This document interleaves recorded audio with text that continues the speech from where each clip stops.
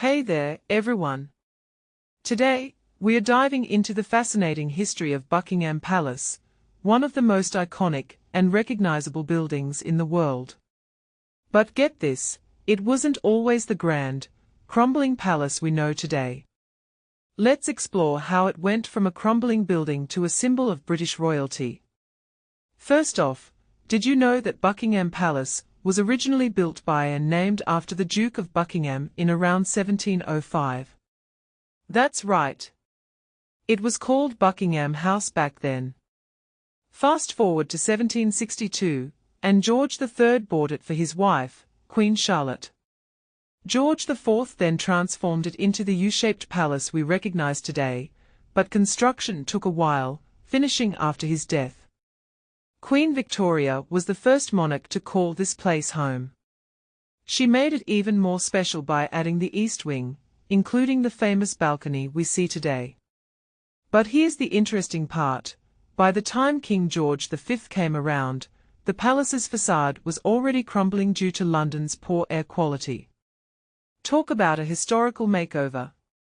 In 1913, the iconic Portland stone facade we see today was completed, thanks to a massive 13-week renovation project with 800 workmen. This transformation turned Buckingham Palace into the iconic city attraction it is today, with visitors raving about its opulence. But what many people don't realize is that the palace's history is a testament to the changing needs and tastes of British monarchs over time. Now, let's talk about King Charles. While he does use Buckingham Palace for official engagements, it's not his primary residence yet.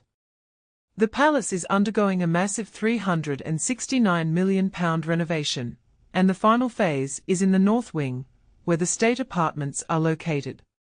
So, there's a planned transition for Charles to move in once these renovations are complete. But here's a fun fact: King Charles has another home, Clarence House, which is just a 4-minute drive away. It holds special memories for him, as it was his first home and his grandmother, the Queen Mother's, property. He's fond of the comforting sounds of the grandfather clocks there. So, while Buckingham Palace is a symbol of grandeur, it's also a place with a rich history and personal significance for the royal family. In my opinion, the story of Buckingham Palace's transformation is a fascinating blend of architecture, history, and personal memories. It's a reminder that even the most iconic buildings have humble beginnings and evolve over time. What makes this really interesting is how it reflects the changing needs and tastes of the British monarchy. So, the next time you see Buckingham Palace, remember the journey it's been through and the stories it holds. What do you think about the history of Buckingham Palace? Let me know in the comments.